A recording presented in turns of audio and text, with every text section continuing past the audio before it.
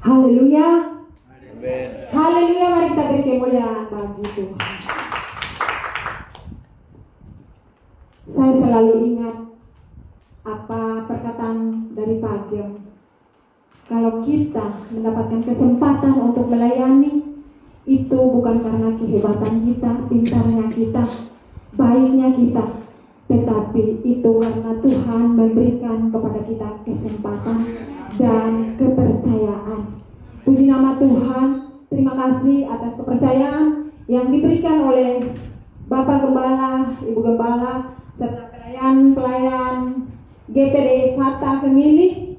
Buat saya hari ini saya berdiri di sini untuk saya menyampaikan isi hati daripada Tuhan. Baiklah, tidak berlambatan waktu, mari kita berdiri untuk menghormati firman Tuhan. Untuk menghormati firman Tuhan, mari semua kita berdiri, kecil, besar, tua, muda. Kita mau berbicara dengan Tuhan, kita mau mendengarkan Tuhan berbicara kepada kita. Mazmur 40 ayat 1 sampai ayat yang keempat. Mazmur 40 ayat 1 sampai ayat yang keempat. Saya membaca dari ayat yang pertama, jemaat Tuhan membaca berikutnya, kita bergantian. Untuk pemimpin biduan Mazmur Daud. Ayat yang kedua.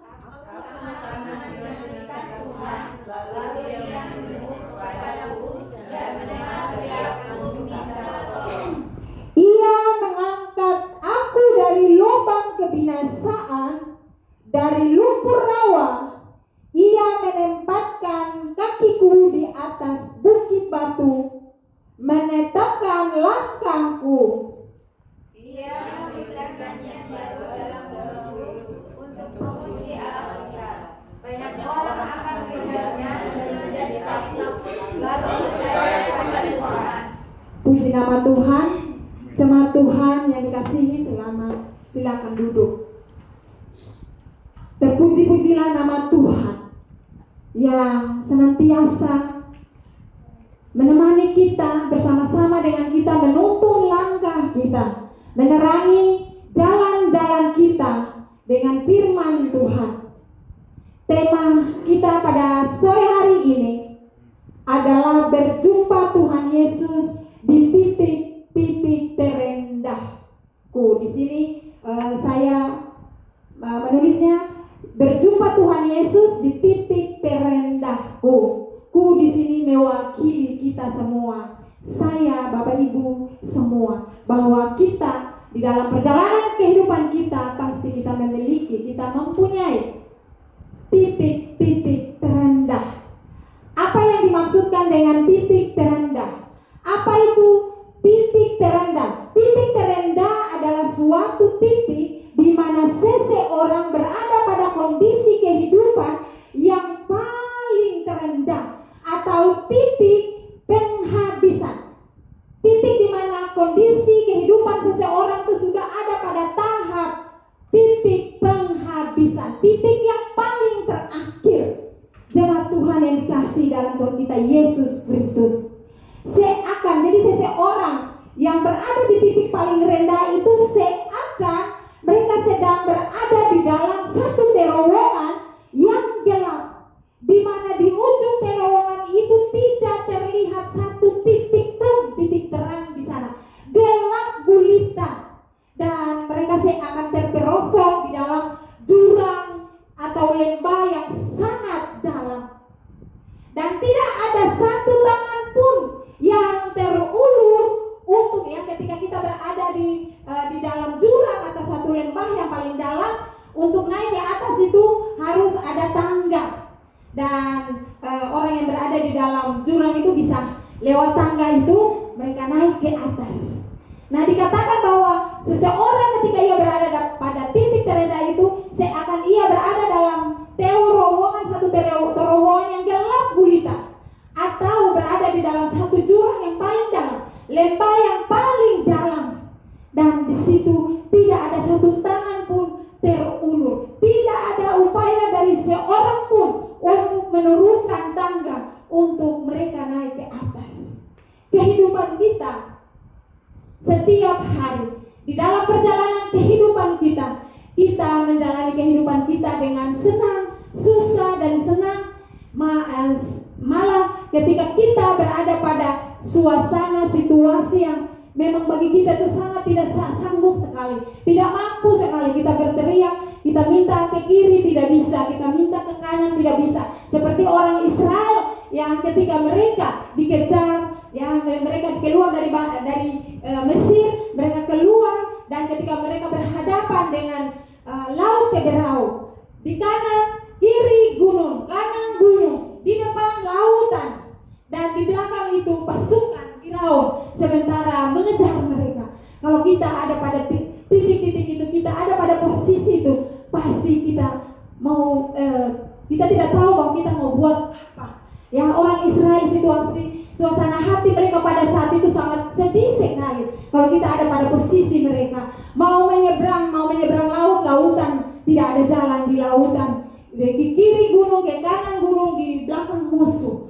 Dan akhirnya Tuhan, ya, di titik-titik terendah orang Israel pada saat itu di mana tidak ada lagi pengharapan, Tuhan buat mujizat. Tuhan buat jalan bagi orang Israel. Demikian juga dengan kita, ketika kita berada pada satu jalan dan tidak ada seakan tidak jalan itu tidak berwujud, tidak ada jalan keluar, disitulah Yesus adalah jalan. Sebab apa? Yesus adalah jalan, kebenaran, dan hidup. Ketika kita bersama Yesus, maka setiap jalan yang buntu pasti Tuhan bukakan, karena Dia sendiri adalah jalan. Setiap kehidupan yang gelap pasti Dia memberikan terang, karena Yesus adalah terang dunia, Yesus adalah hidup, Yesus adalah kebenaran. Ketika kita berada pada jalan-jalan yang salah, Yesus menunjukkan jalan benar bagi kita.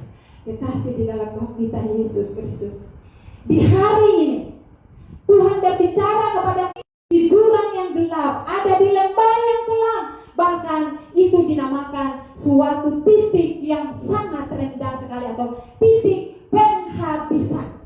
Dan ketika kita menjalani kehidupan seperti itu, pasti kita masing-masing punya perjalanan hidup masing-masing, titik rendah masing-masing. Kita mempunyai titik rendah, memiliki titik rendah masing-masing. Dan untuk mengatasinya itu pun kita dapat mengatasinya dengan cara kita masing-masing. Ada dengan cara yang benar, ada yang tidak benar. Dan ketika kita menjalani kehidupan seperti itu sangat melelahkan. Kadang membuat kita lelah, kita capek, kita tidak mau melangkah maju, kita mau tinggal di tempat saja. Tetapi pada saat-saat seperti itu, kekasih di dalam Tuhan, ketika orang bijak di dalam menghadapi suasana situasi seperti itu, untuk orang bijak, dia dapat memahami jalan-jalan seperti itu merupakan berkat. Ya, persoalan adalah merupakan berkat. Pengalaman buruk itu merupakan guru di dalam kehidupan kita, merupakan berkat bagi kita. Itu ketika kita sudah memahami apa yang Tuhan maksudkan di dalam kehidupan kita, maka kita dapat menerima setiap titik-titik rendah kita, jalan-jalan yang gelap itu, kita akan menerima itu sebagai berkat bagi kita. Tetapi apabila kita belum memahami itu, maka timbullah keinginan dalam hati kita mempersalahkan diri kita mempersalahkan diri orang lain, kita mempersalahkan, bahkan kita bisa mempersalahkan Tuhan. Ya. Jadi di dalam Tuhan, di luar Tuhan kita akan menemui jalan buntu. Tetapi bersama dengan Tuhan Yesus, di dalam lembah kekelaman sekalipun, Yesus membuat tangga bagi kita, Yesus membuat jalan bagi kita, Yesus mengulurkan tangan bagi kita untuk kita naik ke atas. Puji nama Tuhan, kita berikan kemuliaan bagi Tuhan. Ya, bersama Tuhan Yesus, maka sesukar apapun jalannya, tetapi bersama dengan Tuhan Yesus, ada yang adalah Immanuel. Yesus yang adalah Immanuel itu, Dia selalu beserta dengan kita. Ya, jadi dalam setiap kehidupan kita atau pesan-pesan kita terhadap teman kita, anak kita mau jalan, Immanuel ya anak, Immanuel ya teman, Immanuel dan Immanuel. Amen. Dia yang adalah Immanuel itu, Dia tidak jauh dari kita. Amen. Mungkin kita saja yang menjauhkan diri ketika kita merasa sakit, pahit, lelah.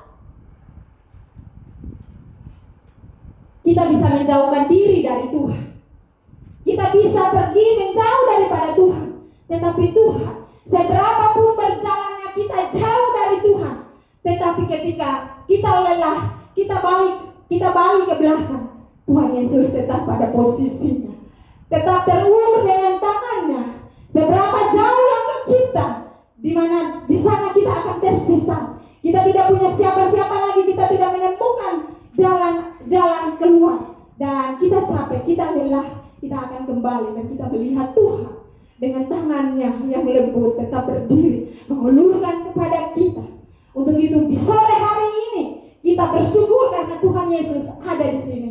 Tuhan Yesus bersama dengan kita, beri kemuliaan bagi Tuhan ya. Tidak ada seorang pun ya, sebab apa? Tidak ada seorang pun yang dapat memisahkan kita ya, tidak dapat memisahkan kita daripada kasih karunia Tuhan Yesus Kristus. Allah yang ada di dalam Yesus itu senantiasa. Mazmur Roma 8 ayat 39. Roma 8 ayat 39. Ibu Tini, saya minta tolong untuk membacakannya. Roma 8 ayat 39. Atau kuasa-kuasa baik yang di atas maupun yang di bawah, ataupun sesuatu makhluk lain, tidak akan dapat memisahkan kita dari kasih Allah yang ada dalam Kristus Yesus Tuhan kita. Amin. Puji nama Tuhan. Tidak ada yang dapat memisahkan kita kekasih-kekasih dalam Tuhan. Entah apa iblis dengan cara apa yang mau memisahkan kita dari Tuhan, tetapi tangan Tuhan itu tetap menyelarai. Ketika ada yang mau masuk tengah begini, tangan Tuhan ada untuk memegang kita. Untuk itu jangan saudara-saudara kekasih dalam Tuhan, dalam menghadapi titik rendah jangan cepat patah arah, jangan cepat lemah, sebab Tuhan Yesus ada di ujung harapan-harapan yang hampir sirna. Di situ ada Tuhan Yesus. Mazmur 40 ini kekasih di dalam Tuhan. Jawaban dari Mazmur 37, 38, 39. Itu tugas kita untuk nanti kita membacanya. Jadi Mazmur 40 itu merupakan jawaban atau titik terang daripada Mazmur 37, 38 dan 39. Karena Mazmur 37, 38, 39 ini merupakan masa-masa gelap daripada Daud yang sebagai pemazmur ya. Ini merupakan masa-masa gelap daripada Daud atas penderitaan karena dosa dan pelanggaran yang dilakukan oleh Daud ya. Jadi kekasih Tuhan, setiap dosa dan pelanggaran ada konsekuensinya. Tuhan itu Maha Pengampun, Maha Penyayang. Ketika kita berdosa, kita minta ampun, kita sadar, kita bertobat. Tetapi pengadilan Tuhan itu tetap berlaku.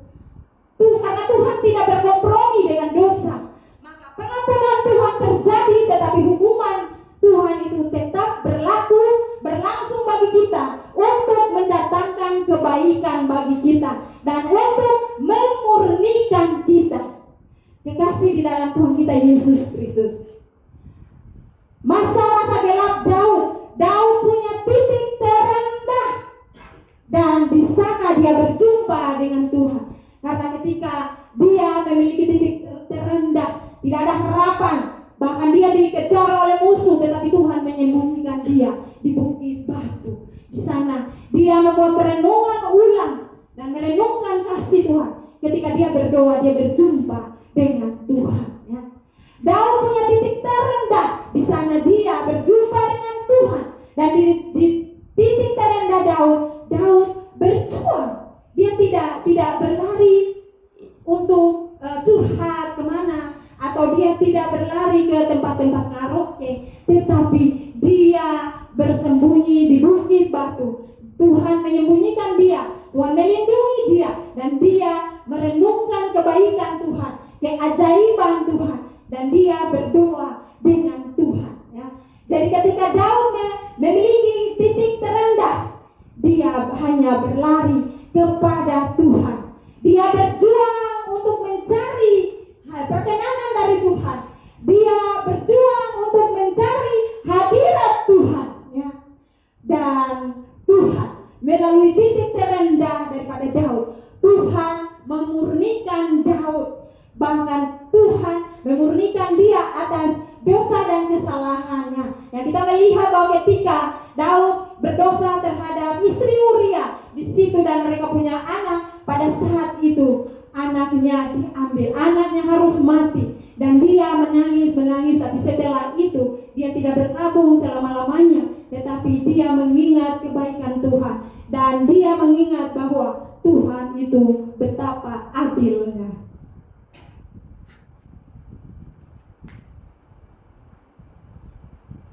Kekasih Tuhan, di dalam perjalanan kehidupan kita, mungkin di antara kita, saya tidak mengatakan bahwa saya baik, tapi puji Tuhan, selama perjalanan kehidupan saya tidak pernah mengatakan bahwa Tuhan tidak adil. Karena memang Tuhan itu terlalu adil bagi kita. Ada banyak orang-orang yang mungkin kita konseling dengan mereka mengatakan bahwa Tuhan tidak adil dengan saya. Kenapa saya sudah begini, sudah dekat sama Tuhan, tapi saya masih begini dan begini. Dan mereka mengatakan bahwa Tuhan tidak adil. Kekasih Tuhan, sesungguhnya Tuhan sangat adil, seadil-adilnya kepada kita. Untuk itu mari di sore hari ini kita berjuang untuk mencari perkenanan Tuhan, berjuang untuk mencari hadirat Tuhan, ya, melalui doa, ya. Kekasih di dalam Tuhan kita Yesus Kristus. Mazmur 40 ini merupakan jawaban dari Mazmur 37, 38, 39, bahwa ketika Daud dengan setia, dengan sabar, Daud dengan setia, sabar dan tekun menantikan jawaban Tuhan, maka Allah setia di dalam menjawab pergumulannya, doanya. Dan kita baca di dalam ayat yang ketiga, Ia mengangkat aku dari lubang kebinasaan. Lubang kebinasaan itu titik yang paling rendah sekali. Dia sudah dekat dengan binasa. Dan kita mengangkat kita dan menempatkan kaki kita di atas bukit batu. Tuhan Yesus baik. Mari kita beri kemuliaan bagi Tuhan. Sikap kita, hal-hal yang kita ambil, hal-hal yang kita bisa ambil di dalam menghadapi titik-titik terendah atau persoalan-persoalan yang sudah ada pada titik tidak lagi harapan sirna. Maka yang pertama kita ambil adalah jangan kita meremehkan titik terendah. Ketika kita ada di sana, kita cepat menemukan titik balik untuk kembali kepada Tuhan, ya. Kemudian yang kedua adalah kita harus sabar di dalam menjalani kehidupan. Kita harus sabar, ya. Sabar. 1 Korintus 13 ayat 7c di situ mengatakan bahwa kasih menanggung segala sabar menanggung segala sesuatu. Dan yang ketiga, kita harus rendah hati. Di dalam menghadapinya itu, kita tidak menyalahkan orang lain, tidak menyalahkan diri sendiri, tetapi kita rendah hati. Matius 11 ayat 29. Pikulah kuk yang kupasang dan belajarlah padaku, karena aku lemah lembut dan rendah hati, dan jiwamu mendapat ketenangan. Tidak rugi kalau kita menjadi orang yang rendah hati. Haleluya. Yang keempat, taat dan setia. Matius 7 ayat 21 sampai 23. Saya minta kesediaan Ibu Ana untuk baca. Matius 7 21 sampai 23. Matius pasal 7 ayat 21 sampai 23. Demikian firman Tuhan. Bukan setiap orang yang berseru kepadaku, Tuhan, Tuhan, akan masuk ke dalam kerajaan surga, melainkan dia yang melakukan kehendak Bapa-Ku yang di surga. Pada hari terakhir banyak orang akan berseru kepadaku, Tuhan, Tuhan, bukankah kami bernubuat demi namamu dan mengusir setan demi namamu dan mengadakan banyak mujizat demi namamu juga? Pada waktu itulah aku akan berterus terang kepada mereka dan berkata, aku tidak pernah mengenal kamu, hanyalah daripadaku kamu sekalian pembuat kejahatan. Baik, puji nama Tuhan. Supaya kita berada di dunia ini, kita dikenal oleh Tuhan. Sampai saatnya nanti juga Tuhan mengenal kita. Ketika saatnya kita datang, Tuhan mengenal kita. Jangan sampai kita berada di dunia kita dikenal, tetapi ketika nanti kita tidak dikenal oleh Tuhan. Sekarang masanya untuk kita mencari muka dengan Tuhan. Tidak perlu kita cari muka dengan manusia. Kita mencari muka dengan Tuhan. Sungguh-sungguh bertemu muka dengan Tuhan di dalam doa. Puji nama Tuhan. Yang saya minta kesediaan Ibu Tini untuk Yohanes 16 ayat 10.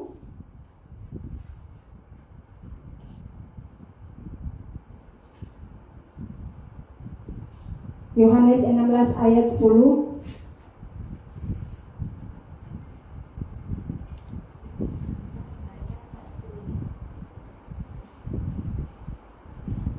Akan kebenaran karena aku pergi kepada Bapa dan kamu tidak melihat aku lagi. Yohanes 16 ayat 10. Oh iya. Mazmur 25 ayat 14a. Mazmur 25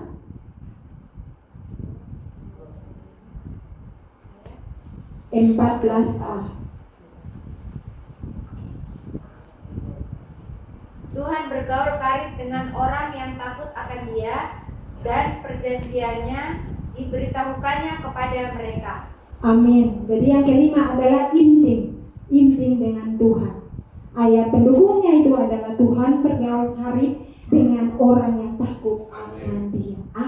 Ketujuh adalah 1 Tesalonika 5 ayat 17. Di situ dikatakan tetaplah berdoa. Atau yang ketujuh itu adalah berdoa. Maka ayat pendukungnya adalah 1 Tesalonika 5 ayat 17. Tetaplah berdoa. Ya.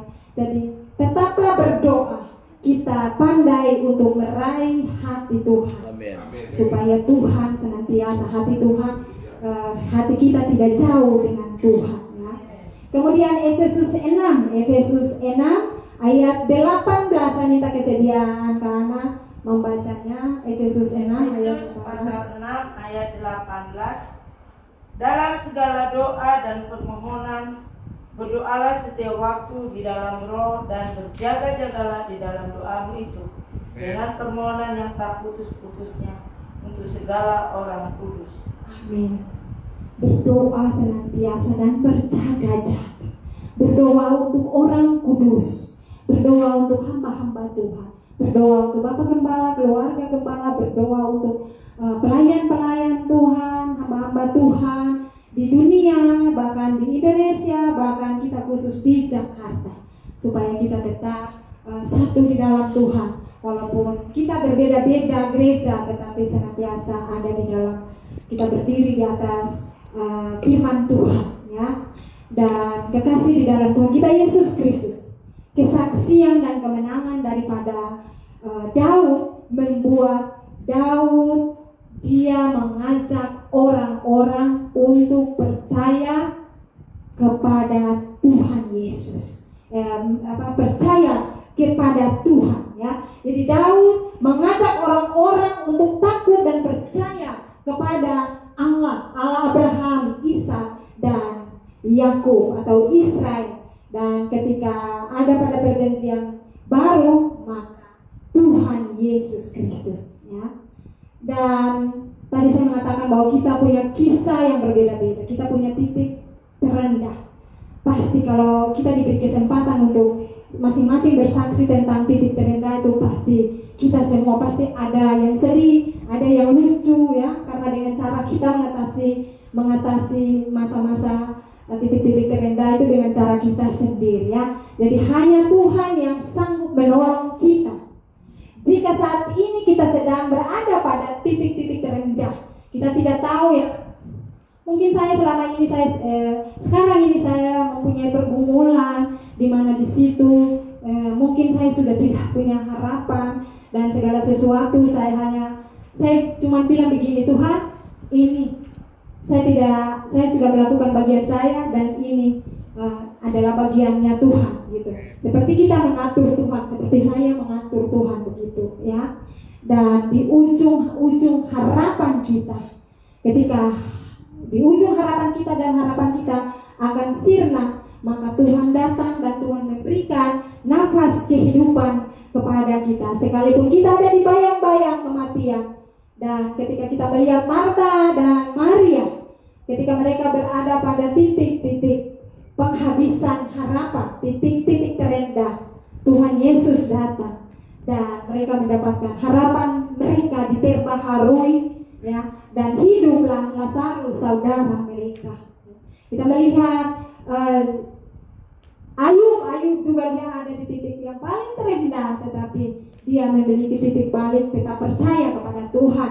Dan kita melihat yang di Yunus juga demikian, sampai dia harus ada di dalam perut ikan, ada di dasar laut, tetapi cara Tuhan di situ dia bertemu dengan Tuhan.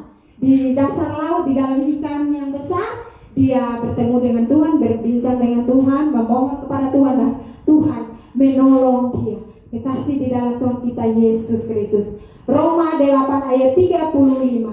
Roma 8 ayat 35. Karena siapakah yang akan memisahkan kita dari kasih Kristus? Penindasankah atau kesesakankah atau penganiayaankah, dan kelaparan atau ketelanjangan, atau bahaya atau pedang? Ya.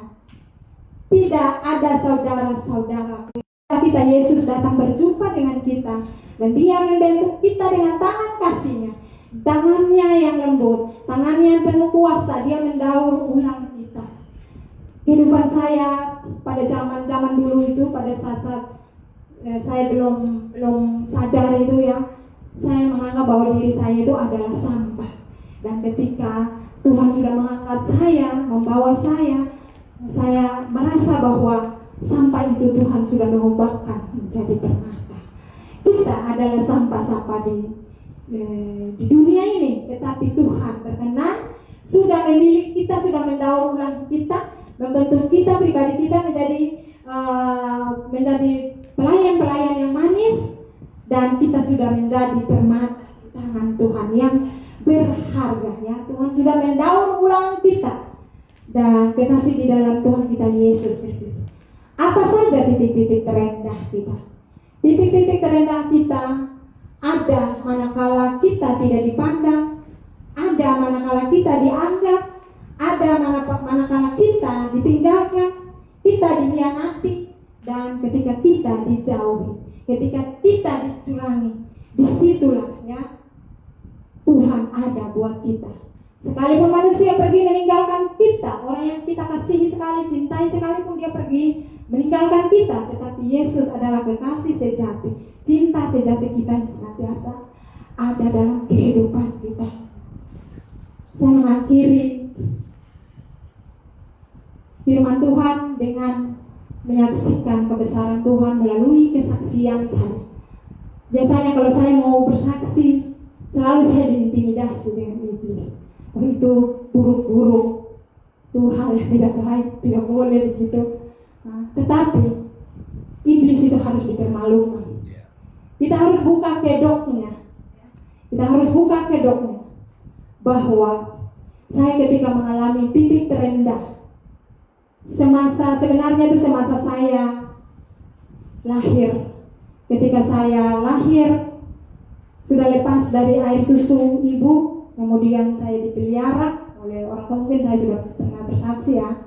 Dan di situ saya seperti diperlakukan tuh seperti, mungkin ada yang nonton Estrelita si muka kotor yang film Meksiko tuh, Maria Cinta yang Hilang itu, mungkin ada yang nonton itu, ya. Kisah saya seperti begitu. Dan akhirnya ketika saya tamat SMP, papa saya sudah tua, umur 70-an tahun, dan di situ papa mengatakan bahwa saya tidak bisa kuliah, saya tidak bisa masuk SMA karena papa sudah tua. Dan di situ ada guru SMP yang datang lamar saya kepada papa di kebun gitu, maksudnya rumah kebun gitu. Dan di situ kakak-kakak saya, mereka tidak setuju, mereka bawa saya, kasih kabur saya di Dili, di Timor Leste. Dan ketika saya tamat SMA, kemudian saya kuliah, terus tidak sempat karena memang orang tua saya sudah tidak tidak sanggup, tapi yang bawa saya adalah bunda saya tuh, kakak mamanya Pendeta Willy, ya Bapak Gembala sudah kenal Pendeta Willy. Mamanya itu yang menyelamatkan saya dan menyekolahkan saya di sana.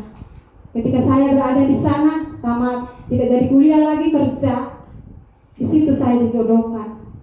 Saya tidak tahu ketika orang datang masuk minang itu saya tidak tahu. Saya pergi kerja dan ketika saya pulang, saya hanya dipanggil untuk memberikan jawaban bahwa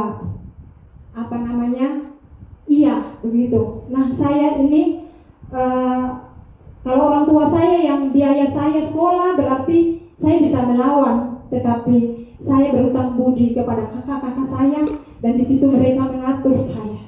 Dan akhirnya makanya saya itu tidak mau sama sekali. Saya itu, ya mungkin saya pernah menyampaikan firman Tuhan kepada pemuda-pemudi itu juga tentang masalah teman hidup.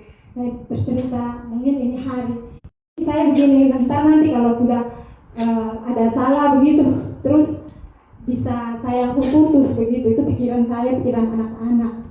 Ternyata ketika saya cari gara-gara dan saya memutuskan itu, langsung orangnya datang dan kakak saya, mereka semua duduk dan mereka tentukan, mereka suruh, mereka bilang kepada bapak itu, mereka mengatakan kepada dia, silakan tentukan kapan kalian menikah gitu. Dan pada saat itu saya sementara ikut di gereja lama ya, jadi ikut CD itu, ikut sasi itu. Nah pada saat itu di bulan April, dan dia tentukan bahwa bulan September kita nikah begitu. Itu pun saya pikir bahwa ketika keluarga saya dari kampung tuh mereka bisa bela saya. Ternyata ketika saya sakit dan saya sakit leher jantung, dan ketika papa mama datang dan bunda saya datang, terus kakak saya itu menyampaikan bahwa ini ada suka. Nah papa saya itu yang namanya kalau orang sudah datang di hadapan papa itu papa bilang itu manusia, artinya itu orang baik gitu. Nah pada saat itu langsung mereka tentukan dan akhirnya kita menikah dan pada saat itu saya nangis. Artinya hati saya itu emang nggak bisa ya. Jadi saya bilang begini, saya tulis surat, saya bilang begini, sepasang burung, sepasang merpati, ketika mereka itu saling memadu kasih cinta gitu, sungguh indahnya. Dan betapa indahnya kalau seorang muda-mudi saling mencintai, tetapi sungguh-sungguh saya memaksakan cinta saya, tapi tidak bisa. Saya mengatakan seperti itu, akhirnya saya mengatakan seperti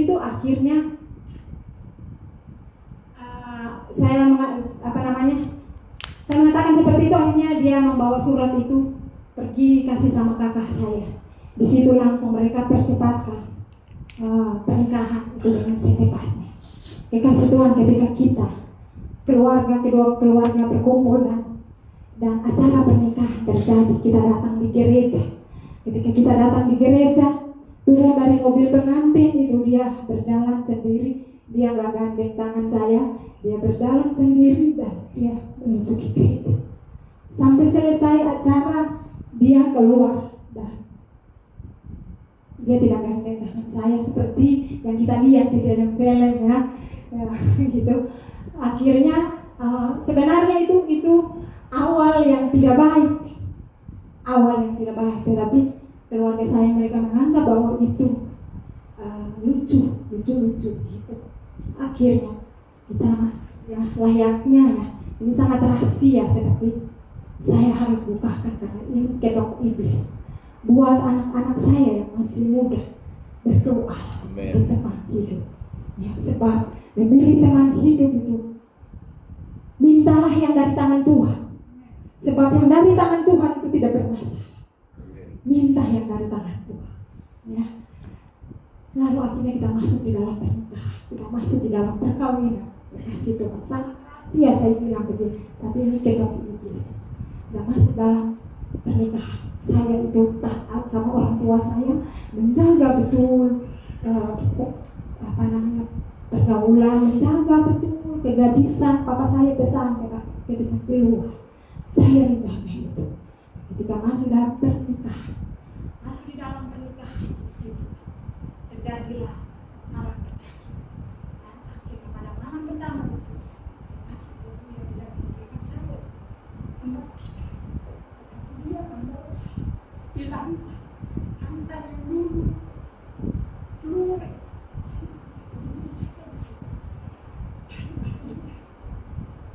setelah itu saya mau gimana, saya sudah seperti itu, sudah menikah. Akhirnya saya sengaja menghibur diri dan saya mau bilang, seandainya kalau bapak lancar, di situ buat saya dunia itu bagi saya. Saat itu dunia itu bagi saya adalah akhirnya ketika dia memberikan uang kepada saya, itu dia cuma melepas saya. Saya tidak berarti sama sekali. Sangat seperti itu.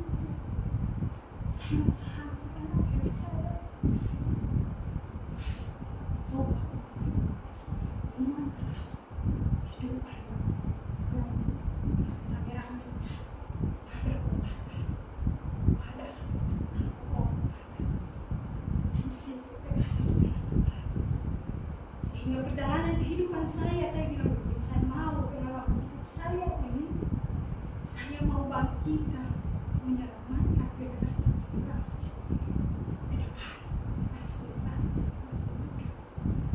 kasih Tuhan di situ sebenarnya. Di dalam pernikahan ibu dengan tinggal akhirnya sudah tahun yang ke-20 dan menjelang 21 saya tidak sampai. Pada saat itu saya ada di dalam kondisi yang gelap gitu kan, jadi ke jalan iblis masuk. Dan akhirnya pada saat itu saya yang diperkuat. Sebenarnya dia itu adalah satpam cleaning service daripada suami saya. Pada saat itu saya sebentar ada di dalam, ada di jalan iblis di situ. Dia masuk dengan dia ambil saya juga dengan gerakan kuasa kegelapan. Dia berhasil karena memang saya. Pada saat itu tadi saya bilang begini sama ibu ini sama bapak tadi, jangan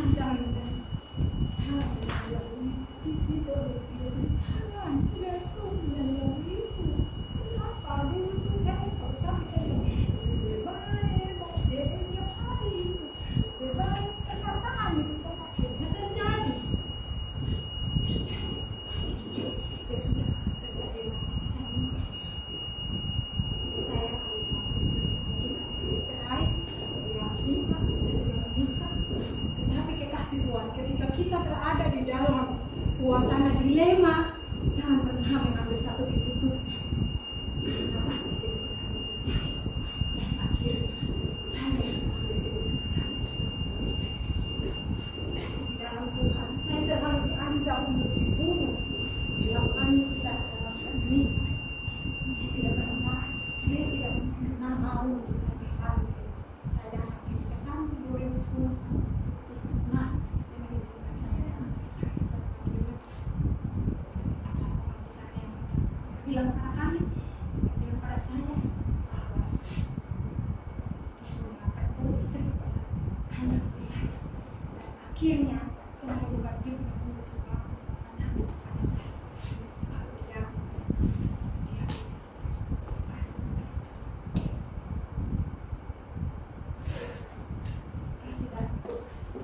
Dalam perjalanan kedua, rumah tangga kedua ini justru pada saya sering diancam untuk dibunuh.